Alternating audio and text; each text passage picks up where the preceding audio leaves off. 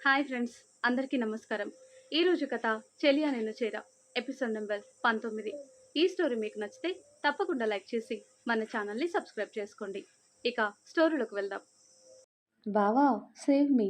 ఆ సిలి రాకాసి నన్ను కొట్టకుండా అంది మానస. పద్మ ముందుకొస్తుంటే జై, మా ప్లీజ్ అన్నాడు మానసిని వదిలేయన్నట్టు. నువ్వాగరా అని జై భుజం పట్టుకొని పక్కకి లాగి మానసు చెవి పట్టుకొని అందరి ముందుకు తీసుకువచ్చింది పద్మ. విన్నారుగా అందరూ? నేనెప్పుడు చెప్తాను ఇది ముదిరిపోయింది అని, కానీ ఎవ్వరూ వినరు. పైగా చిన్నపిల్ల అని అందరూ వెనకేసుకొస్తారు. ఇప్పుడు చూడండి, ఒక్కొక్కరిని ఎంతలా అనాలో అంతలా అనింది. ఏంటి, నా కొడుకు పెళ్ళి గురించి నాకేం పట్టింపులు లేవా? మా అక్క ఎప్పుడూ వంటింట్లో ఉంటుందా? మీ మామయ్యలు బుర్ర కూడా వాడకుండా తాతయ్య గారు ఏం చెప్తే దానికి తానా తందానా అని అంటారా? అది సరే, మా అత్తయ్యని ఎంత మాట అన్నావు? వయసులో పెద్దదని కూడా చూడకుండా కొడుకులకి కోడళ్ళకి చెప్పకుండా చోద్యం చూస్తుందని అంటావా అని మానస చెవి మెల్లిపెట్టింది పద్మ. అబ్బా, నొప్పిగా ఉంది, వదిలేసీలు అంది మానస. చూడండి, ఇంకా దీనికి బుద్ధి రాలేదు. ఇంతవరకు ఎవ్వరూ లేనప్పుడు పిలిచేది, ఇప్పుడు ఏకంగా అందరి ముందు నన్ను సీలు అని పిలుస్తుంది. ఇదంతా మీరు దీనికిచ్చిన అలుసు అంటూ రాజేంద్ర వైపు ఒక చూపు చూసింది పద్మ. అబ్బా, వదిలేవే దాన్ని అంటూ రాజేంద్ర వచ్చి పద్మ నుండి మానసని విడిపించాడు. థ్యాంక్స్ మావయ్య, ఎప్పటికైనా మనిద్దరం ఒకటే పార్టీ అంటూ రాజేంద్ర వెనుక చేరింది మానస. సొంత బుర్ర వాడని నేను, నువ్వు ఒకే పార్టీ అంటే ఎలా కుదురుతుంది తల్లి అన్నాడు రాజేంద్ర నవ్వుతూ. సారీ మావయ్య, జయబావ పెళ్లి విషయంలో ఎవరి మాట వినటం లేదని కోపంలో ఏదేదో అనేశాను. నిజంగా సారీ. మీరంతా బంగారు కొండలు, వజ్రాల మూటలు, తెలియక ఏదో అన్నానే. చిన్నపిల్లని కదా, ఈసారికి నన్ను క్షమించండి అంటూ అందరి వైపు చూసి అంది మానస. మానస మాటలకు అందరూ నవ్వారు. అందరూ నవ్వటంతో హాయిగా అనిపించింది మానసకి. వెంటనే పద్మ కలగజేసుకొని, మానస చెప్పిన దాంట్లో తప్పేం లేదు, అది కోపంలో అన్నా కూడా ఉన్నమాటే అనింది. నాకైతే జై ఇప్పుడు పెళ్లి చేసుకోకుండా ఉండటం అస్సలు ఇష్టం లేదు. జై పెళ్లి చేసుకోవటమే కరెక్ట్. ఇక సత్య గురించి మర్చిపోండి. తన రెస్పాన్సిబిలిటీ తీసుకున్నాడు కదా, తర్వాత తన గురించి ఆలోచించవచ్చు. ఇప్పుడు తన విషయంలో తొందరేం లేదు. ఇక మానస కూడా పెళ్లి చేసుకోనని గట్టిగా చెప్పేసింది కనుక జై పెళ్లి గురించి ఆలోచించటం మంచిది అంది పద్మ. నువ్వు కరెక్ట్గా చెప్పావు చెల్లమ్మా అంటూ అప్పుడే లోపలికొచ్చాడు రాజశేఖర్. ఆ వెనకే అనిత, అర్జున్, ప్రియా కూడా. ఈ విషయం గురించి మాట్లాడదామని నేను కూడా ఇక్కడికి వచ్చాను, కానీ నాకంటే ముందు నా కూతురే చెప్పేసింది అన్నాడు రాజశేఖర్. దశరథ రామయ్య వైపు చూసి, మామయ్య గారు, మీరు పెద్దవారు, మంచి చెడు ఆలోచన చేయాల్సింది మీరే. మా తరపున మేము ఏవేవో చెప్తుంటాం, అన్నీ ఆలోచించి ఒక మంచి నిర్ణయం తీసుకోండి అన్నాడు రాజశేఖర్. అర్జున్, ప్రియా ఒకరి మొహాలు ఒకరు చూసుకున్నారు. మా నాన్న ఎవరిని ఎక్కడ లాక్ చేయాలో అలా చేస్తాడు కదా అన్నాడు మెల్లిగా అర్జున్, ప్రియాకి మాత్రమే వినపడేలా. మీ నిర్ణయం ఏమిటి అన్నట్టు కొడుకుల వైపు చూశాడు దశరథ రామయ్య. మీ ఇష్టం నాన్న, మీకేది మంచిదని అనిపిస్తే అలాగే చేయండి, మాకు ఎలాంటి అభ్యంతరమూ లేదు. కాకపోతే మానసికి పెళ్లి కాకుండా జైకి పెళ్లి చేస్తే బావగారు ఏమైనా ఇబ్బంది పడతారేమోనని కొంచెం ఆలోచించాం, కానీ ఇప్పుడు స్వయంగా బావగారే చెప్తున్నప్పుడు మాకు ఎలాంటి అభ్యంతరమూ లేదు అన్నాడు విజయేంద్ర. సరే అయితే, నేను రేపు ఉదయం ఒకసారి రాజారాం గారితో మాట్లాడతాను ఈ విషయంగా అన్నాడు దశరథ రామయ్య. జై ఇంకా ఏదో చెప్పబోతుంటే పద్మ అడ్డుపడింది.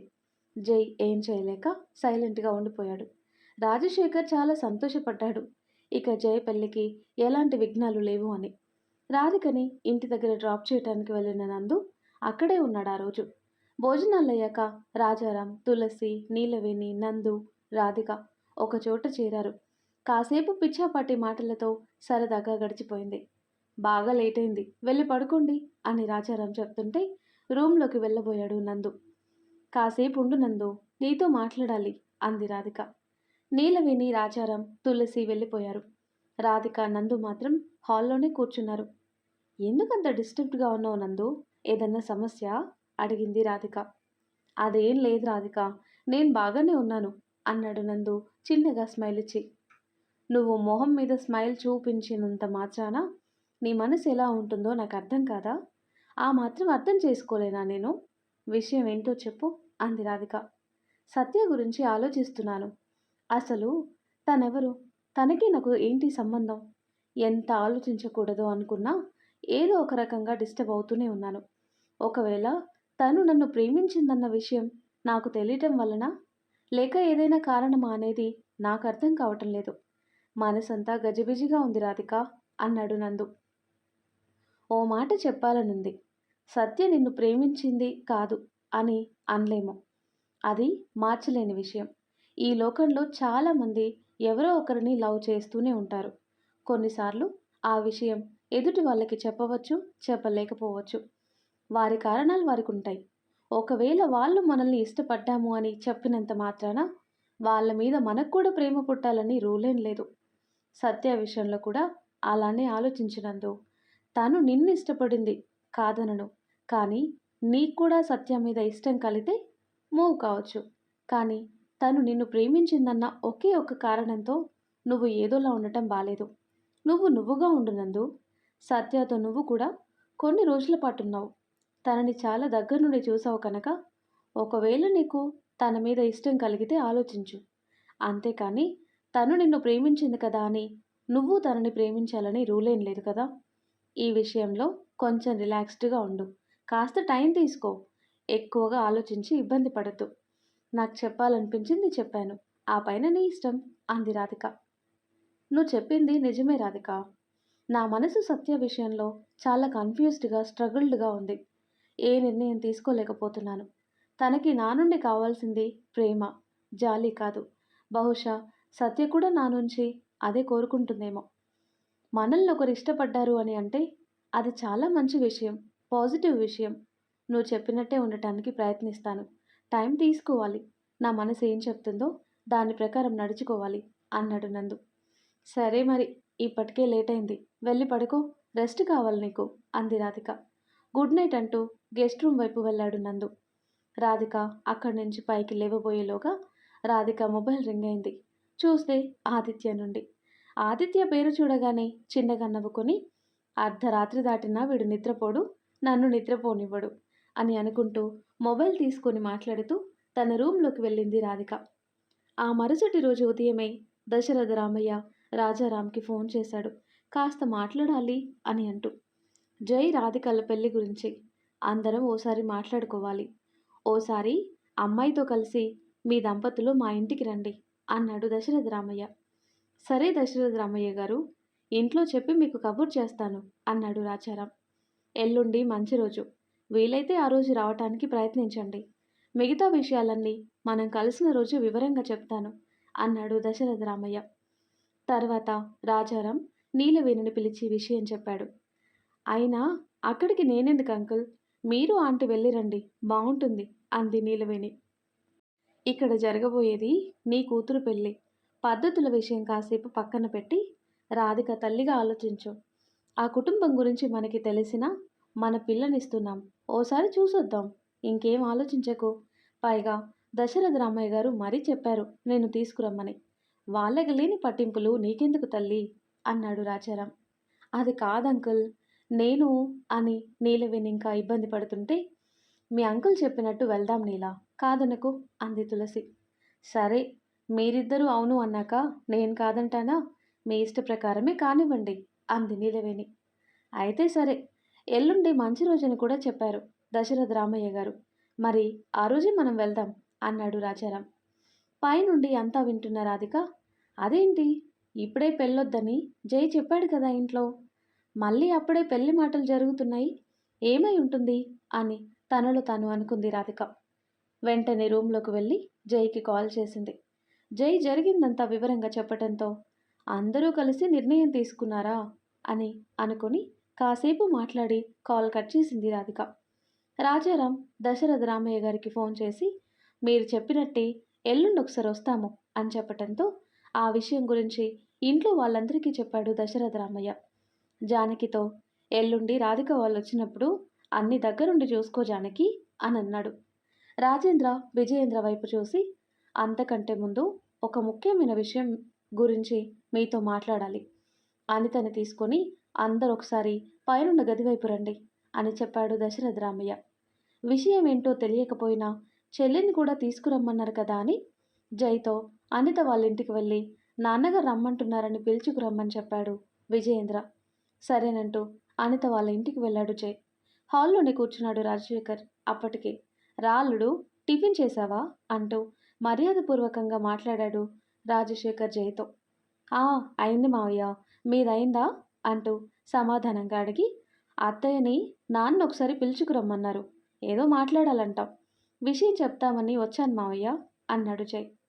అలాగే అని అనిత, మీ నాన్న పిలుస్తున్నాడంట, త్వరగా వెళ్ళు అని అనితకి చెప్పి మనసులో ఆలోచిస్తూ ఉన్నాడు రాజశేఖర్. ఏ విషయం గురించి పిలుచుంటాడు? మనకి తెలియకుండా ఏదైనా సీక్రెట్స్ లోపల జరిగిపోతున్నాయా? విషయం ఏంటో నేను తెలుసుకోవటం ఎలా అని తనలో తాను అనుకున్నాడు రాజశేఖర్. పైకి మాత్రం జైని చూసి నవ్వుతూ, ఇంకేంటల్లుడు విశేషాలు అన్నాడు. ఏముంది మావయ్య, మీరంతా కలిసి తాతయ్యని ఒప్పించాక ఏముంటుంది, ఎల్లుండి రాధిక వాళ్ళు వస్తున్నారు అని చెప్పాడు జై. ఆ మాట వినగానే రాజశేఖర్ మొహం సంతోషంతో వెలిగిపోయింది. బహుశా రాధిక వాళ్ళు వస్తున్నారు కనుక ఓ మాట చెప్పటానికి పిలిచాడేమో అని అనుకుంటూ, ఏదైనా సరే నేను కూడా తెలుసుకోవాలి, కానీ ఎలా? నన్ను పిలవలేదు కదా, పిలవకుండా ఎలా వెళ్ళాలి అని ఆలోచిస్తూ ఉండిపోయాడు రాజశేఖర్. అప్పుడే పై రూమ్ నుంచి కిందికి దిగి వస్తున్న అర్జున్ జై మాటలు విన్నాడు. Wow, good news! అయితే త్వరలో మన జై పెళ్ళన్నమాట అంటూ నవ్వుతూ అన్నాడు అర్జున్. జై పలకరింపుగా నవ్వాడు. అర్జున్ జై పక్కనే కూర్చొని రాజశేఖర్ని గమనిస్తూ ఉన్నాడు. మనిషి మాత్రం అక్కడే ఉన్నాడు, కానీ మనసులో ఏదో ఆలోచన చేస్తున్నాడని అర్థమైపోయింది అర్జున్కి. ఏంటి నాన్న, చాలా సీరియస్గా ఆలోచిస్తున్నావు అడిగాడు అర్జున్. ఏం లేదులే, సరే నాకు కాస్త పనుంది అని రూమ్లోకి వెళ్ళిపోయాడు రాజశేఖర్. అంతలో అనిత కూడా రావటంతో తాతయ్య పిలుచుకురమ్మన్నాడు అని అర్జున్కి చెప్పి అక్కడి నుంచి అనితను తీసుకుని వెళ్ళిపోయాడు జై. అనిత అటు తన పుట్టింటికి వెళ్ళగానే ఇటు రాజశేఖర్ కూడా వెళ్ళాలని అనుకున్నాడు. అది చూసిన అర్జున్, ఎక్కడికి నాన్నా అంటూ అడిగాడు. ఇంకెక్కడికి రా, మీ తాతయ్య ఇంటికే, మన జై పెళ్ళి కదా, పనులు ఏ రోజు మొదలు పెట్టాలో ఏమో, అవన్నీ మీ మామయ్య వాళ్ళతో కాసేపు మాట్లాడదామని వెళ్తున్నానులే, ఎలాగూ రాధిక వాళ్ళు వస్తున్నారు కదా అందుకని అని ఏదో ఒకటి చెప్పేసి అర్జున్కి దొరకకూడదని దశరథ రామయ్య ఇంటికి వెళ్ళాడు రాజశేఖర్ కూడా. అవన follow follow follow follow you, follow follow follow follow you అని పాట హమ్ చేస్తూ, ప్రియా నేను అత్తయ్య వాళ్ళ ఇంటికి వెళ్తున్నాను, నువ్వు రెడీ అయ్యాక రా అని రాజశేఖర్కి 4 అడుగుల వెనకే వెళ్ళాడు అర్జున్. రాజశేఖర్ దశరథ రామయ్య ఇంట్లోకి వెళ్ళకముందే తన బిజినెస్ పార్ట్నర్ నుండి ఫోన్ రావటంతో ఆ ఇంటికి పక్కనే ఉన్న పెద్ద వేప చెట్టు నీడలో కట్టిన అరుగు దగ్గరికి వెళ్ళి మాట్లాడుతున్నాడు. అర్జున్ మాత్రం ఇంట్లోకి వెళ్ళాడు. అర్జున్, టిఫిన్ చేదుగానిరా అంటూ పిలిచింది పద్మ. సుజాత అనిత కిచెన్లో మాట్లాడుకుంటూ ఉన్నారు. తినేసా అత్తయ్య, నందు బయలుదేరాడా అంటూ అడిగాడు అర్జున్. కాసేపట్లో వస్తాడు కూడా, ఇందాకే ఫోన్ చేస్తే అరగంట అని చెప్పాడు చెప్పింది పద్మ. విజయేంద్ర మాటలు విన్నాడు అప్పుడే అర్జున్ జై రూమ్లోకి వెళ్ళబోతూ. అదేంటి నాన్న, ఇప్పుడు ఈ ఆస్తి పంపకాలు అవసరమా అని. అవసరమే విజయేంద్ర, ఇంకేం మాట్లాడకు ఇక్కడ, ముందు పైకి వెళ్దాం పదా అని దశరథ రామయ్య మాటలు విని అక్కడి నుంచి పక్కకు వెళ్ళాడు అర్జున్. అర్జున్ మనసులో ఆలోచన మొదలైంది. అంటే తాతయ్య ఆస్తి పంపకాల మాటల కోసం కూతుర్ని కొడుకుల్ని పిలిచాడన్నమాట. అంతేలే, తాతయ్యకి కూతురు కొడుకులు సమానం కదా, ఇది నాకేమైనా ఉపయోగపడుతుందా అని ఆలోచిస్తూ ఉన్నాడు అర్జున్. సుజాత కిచెన్లో నుండి బయటకు వచ్చి జై అంటూ పిలిచింది. వస్తున్నా పెద్దమ్మా అని అంటూ తన రూమ్ నుండి బయటకు వచ్చాడు జై. తన రూమ్ బయటే ఏదో ఆలోచిస్తూ నిలబడ్డ అర్జున్ని చూసి, ఏంటి అర్జున్, లోపలికి రాకుండా ఏం ఆలోచిస్తున్నావు అంటూ అడిగాడు. ఏం లేదు అని అత్తయ్య నిన్ను పిలుస్తుంది, వెళ్ళు అని హాల్లోకి వచ్చి సోఫాలో కూర్చున్నాడు అర్జున్. సుజాత జై చేతికి ఓ లిస్ట్ ఇచ్చి, ఇవి కావాలి నాన్న, తెచ్చిపెట్టు అంది. ఓకే అని జై రెడీ అయ్యి బయటికి వెళ్ళాడు. అప్పటికే అనితని రమ్మని దశరథ రామయ్య పిలుపు రావటంతో అనితని పంపించారు సుజాత పద్మ. కింద హాల్లో సుజాత పద్మ జానకి అర్జున్ కూర్చుని మాటల్లో పడ్డారు. రాజశేఖర్ అప్పుడే లోపలికొచ్చాడు. అన్నయ్య, కాఫీ తాగుతావా అడిగింది పద్మ. వద్దమ్మా, అన్నీ అయ్యాయి, మీ మరదలు కనిపించటం లేదు అన్నాడు రాజశేఖర్ చుట్టూ చూస్తూ. పైనుందన్నయ్య, నాన్న అన్నయ్యలతో కలిసి అంటూ చెప్పింది సుజాత. ఇప్పుడే నా బిజినెస్ పార్ట్నర్ ఫోన్ చేశాడు. వాళ్ళ ఆవిడ అనితతో ఏదో మాట్లాడాలంటే అడిగానులే అన్నాడు రాజశేఖర్. అలా అయినా పై రూమ్లోకి వెళ్ళాలి అని. వెళ్ళు నాన్న. అయినా ఈ ఇంట్లో తిరగటానికి నీకు పర్మిషన్ కావాలా? కొత్తగా అడుగుతున్నావు అని అన్నాడు అర్జున్. అదే మంచి అవకాశం అని రాజశేఖర్ మెల్లిగా పైనున్న రూమ్ వైపు అడుగులు వేశాడు. అంతలోనే అనిత మాటలు వినబడ్డాయి. ఆస్తి విషయంలో మీరు చేసేదేం బాలేదు నాన్న అని. ఆస్తి విషయమా? అంటే ఆస్తులు కొడుకులిద్దరికీ పంపకాలు చేస్తున్నాడా? మరి నా సంగతి తేల్చకుండా, నన్ను పిలవకుండా వాళ్ళు డిసైడ్ చేసుకుంటారా? అసలు ఇంటి అల్లుడికి ఇవ్వాల్సిన కనీస మర్యాద కూడా నాకు కానీ నా కొడుకు కానీ ఇవ్వకుండా ఏమీ తెలియని నా తింగరి పెళ్ళాన్ని పిలుచుకొని మాటలు జరుపుతున్నారు అని తనలో తానే అనుకున్నాడు రాజశేఖర్. కాస్త కోపంగా, ఇంకాస్త అసూయగా. మీరు చేసేదేం బాలేదు. ఆస్తి అన్నయ్య వాళ్ళకి ఇవ్వాలి కానీ నాకెందుకు అడిగింది అనిత దశరథ రామయ్యని. అంటే ఆస్తి నా భార్యకు కూడా ఇస్తున్నారా అని అనుకుని సంతోషపడ్డాడు రాజశేఖర్. మళ్ళీ అంతలోనే ఇస్తున్నామని మా మొహన చిల్లర వేయరు కదా. అయ్యో, నేను లోపలుంటే నాకు అన్యాయం జరగకుండా చూసుకునేవాడిని. అనితకేం తెలుసు అని తనలో తాను బాధపడ్డాడు రాజశేఖర్. అదేంటమ్మా అలా అంటావు? నాకు కొడుకులు కూతురు వేరు కాదు కదా తల్లి. మీరందరూ నాకు సమానమే. నిజానికి ఆస్తిని మీ అన్నయ్యలతో పాటు నీ భర్త పేరు మీద రాద్దామని అనుకున్నాను. కానీ అల్లుడు గారికి ఇలాంటివి ఇష్టం ఉండవు కదా. అంటే అల్లుడు గారు చాలా బాధపడతారు ఇలా ఆస్తి పంపకాలు జరుగుతున్నాయి అనంటే. అందుకే నీ పేరు మీద రాద్దాం అనుకుంటున్నాను అని చెప్పాడు దశరథ రామయ్య. తన తండ్రి మాట్లాడుతున్నంతసేపు మౌనంగా చూస్తున్న అనిత తన అన్నల వైపు చూసి, కనీసం మీరన్నా చెప్పండి అన్నయ్యలు. ఇప్పుడు నాకేం తక్కువైంది? పెళ్ళైన కొత్తలోనే మాకు నష్టాలు వస్తే తీసుకొచ్చి మీతో సమానంగా చూసుకున్నారు. మాకు సంబంధించిన ప్రతి చిన్న విషయాన్ని దగ్గరుండి చేశారు. ఇంకేం కావాలి నాకు? నాకు కావాల్సింది నా పుట్టింటి నుంచి ప్రేమ, అభిమానం తప్ప ఆస్తులు, అంతస్తులు కాదు. ఎప్పుడూ నేను కోరుకునేది అది మాత్రమే. దయచేసి ఆస్తులు నాకైతే వద్దు చెప్పింది అనిత. అమ్మ అనిత, నాన్న చెప్పిన దానికి మేము అంగీకరిస్తున్నాం. అయినా మేమెప్పుడు బావని మా నుండి వేరుగా చూడలేదు. నాన్న దృష్టిలో మేమెంతో బావ కూడా అంతే అన్నాడు విజయేంద్ర. ఆ మాటలన్నీ బయట నుంచి వింటున్న రాజశేఖర్కి తన మామగారు, బావలు తనకిస్తున్న విలువ తెలుసుకొని ఇన్నళ్ళు కళ్ళు మూసుకొని గుడ్డిగా తనదైన లోకంలో ఉంటూ తన చుట్టూ ఉన్న వాళ్ళ మంచితనం చూడలేనందుకు సిగ్గుగా అనిపించింది. మరీ ముఖ్యంగా అనితతో పెళ్ళైన దగ్గర నుంచి తను చేసిన వ్యాపారంలో నష్టం వస్తే తన మామ దగ్గరుండి అన్ని తీర్చటం, మళ్ళీ పెట్టుబడుల కింద తన దగ్గరున్నది సర్దటం, ఒక్కోసారి కొడుకుల అవసరాలని పక్కన పెట్టి తనకివ్వటం, అన్నీ ఒక్కొక్కటిగా కళ్ళ ముందు మెదలాయి. అన్నీ గుర్తుకు రావటంతో తన ఆలోచనలకి తను ఎంతగా దిగజారిపోయాడో ఆలోచిస్తూ ఉన్నాడు రాజశేఖర్. మీకు ఆస్తులు నాకంటే ఎక్కువగా ఉన్నాయని, ఊర్లో నలుగురు మీకు గౌరవమే ఇస్తున్నారని ఏదేదో అనుకున్నారు. నాకెందుకు గౌరవం ఇవ్వలేదు అని అనుకున్నానే కానీ మీ మనసు, మీ మంచితనం నాకెందుకు లేవు అని అనుకోలేకపోయాను. మంచితనం ఉంటే ఆటోమేటిక్గా గౌరవం అదే వస్తుంది. నాలాంటి వాడికి కూడా మీతో సమానంగా చూస్తున్న మీకు ఉన్నంత ఔన్నత్యం నాకు లేదు. అందుకే ఈ ఆస్తులు నాకొద్దు. నాకెప్పటికీ మీ అభిమానం చాలు అని తన మనసులో అనుకుని ఆ మాటే చెప్పాలని అనుకున్నాడు రాజశేఖర్.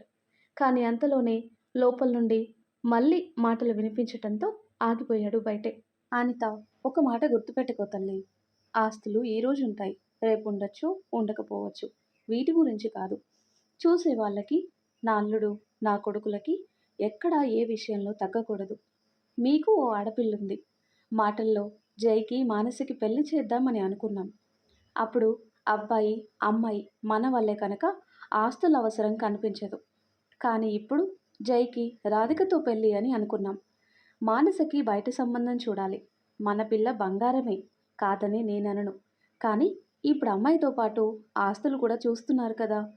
మానస గురించైనా ఆలోచించి నా మాట కాదనకు అని దశరథ రామయ్య ఓ క్షణం ఆగి, నాకు రాజేంద్ర, విజయేంద్ర ఎంతో, రాజశేఖర్ కూడా అంతేనమ్మా. ఇప్పుడు నువ్వు వద్దన్నా నేను వినే పరిస్థితిలో లేను. నువ్వు కాదంటే మాత్రం ఒప్పుకోను. నా కోసం నువ్వు ఈ విషయం గురించి ఆలోచించాల్సిందే. నేను ఆస్తిని మీ ముగ్గురు పేరు మీద సమానంగా రాస్తున్నాను. ఈ విషయం అల్లుడు గారికి మాత్రం ఎట్టి పరిస్థితుల్లోనూ చెప్పకు. అల్లుడు గారికి చెప్తే అస్సలు ఒప్పుకోడు. అందుకే ఈ విషయం ఆయనకి ఎట్టి పరిస్థితుల్లో తెలియకూడదు. నీ తండ్రి నిన్ను కోరేది ఇదొక్కటే అని మాత్రం అనుకో. ఇంకా ఈ విషయం గురించి మాటలు అనవసరం అని చెప్పి దశరథ రామయ్య అక్కడి నుంచి వెళ్ళటానికి పైకి లేచాడు. రాజేంద్ర విజయేంద్ర కూడా బయటికి వెళ్ళటానికి లేవబోతుంటే, అన్నయ్యలు కనీసం మీరన్నా చెప్పండి అని అడిగింది అనిత. నాన్న మాటే మా మాట. ఇంక ఈ విషయం గురించి ఇంకొకసారి ఆలోచించాల్సిన అవసరం లేదు. నువ్వు కూడా పట్టించుకోకు. ఇంకో మాట, బావగారికి ఈ విషయం అస్సలు తెలియనివ్వకు. తెలిస్తే ఆయన బాధపడతాడు. బావకి ఏ విషయంలోనూ ఎక్కడా తక్కువ కాకూడదని మేము ఈ ఆస్తుల విషయంలో మాకంటే తక్కువగా ఆయన్ని ఎందుకు ఉంచుతాను చెప్పు అని చెప్పి అక్కడి నుంచి వెళ్ళిపోయారు రాజేంద్ర విజయేంద్ర. వాళ్ళు బయటికి వస్తున్నారని గబగబా పక్కకు వెళ్ళాడు రాజశేఖర్. అప్పటికే రాజశేఖర్ కళ్ళు జలపాతమయ్యాయి.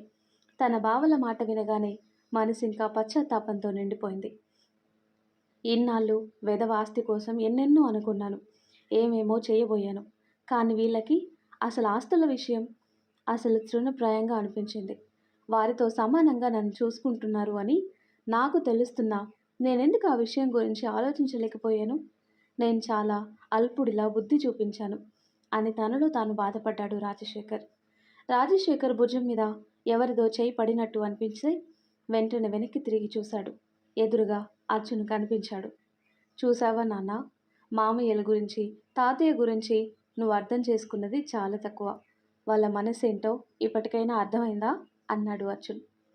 అంటే వీళ్ళ మాటలు వినాలని నువ్వు నన్ను ఇక్కడికి పంపించావా అడిగాడు రాజశేఖర్. అవును నాన్న, నిన్ను నేను నా పెళ్లి టైం నుంచి అబ్జర్వ్ చేస్తూనే ఉన్నాను. నీలో ఏదో కొత్తగా మార్పు, అంతకు ముందులా అస్సలు లేవు. ఆ మార్పు నాకు నచ్చలేదు. నిన్నులా చూడాలనుకున్నాను. నువ్వు మంచివాడివి, కానీ నీలో ఏదో మూలలో కాస్త అసూయ ద్వేషాలున్నాయి. అవి మంచివి కాదు నాన్న. మన కుటుంబం మీద, మన కుటుంబ సభ్యుల మీద అలాంటి అసూయ అస్సలు మంచిది కాదు.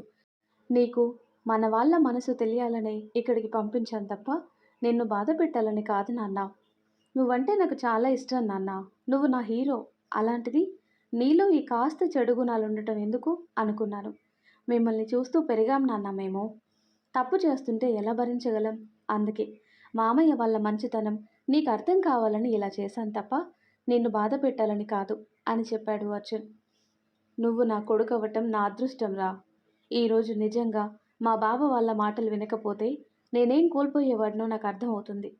నాకు కావాల్సింది వీళ్ళ ప్రేమ, అనుబంధం, ఆప్యాయత, అంతేకాని ఆస్తులు కాదు అని నేను ఇప్పుడిప్పుడే తెలుసుకుంటున్నాను అన్నాడు రాజశేఖర్. రాజశేఖర్ మాటలకి అర్జున్ సంతోషపడ్డాడు.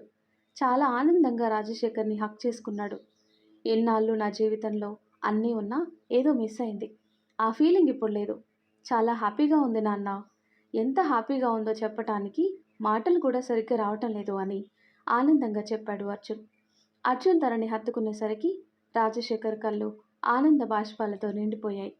అప్పుడే తన పని ముగించుకొని బయట నుంచి వచ్చిన జై అది చూసి ఆనందపడ్డాడు. కానీ రాజశేఖర్కి దగ్గరగా రాలేదు. రాజశేఖర్ అర్జున్ చూడకముందే పక్కకు వెళ్ళిపోయాడు. తన రూమ్లోకి వెళ్ళి వెంటనే రాధికకి ఫోన్ చేశాడు జై.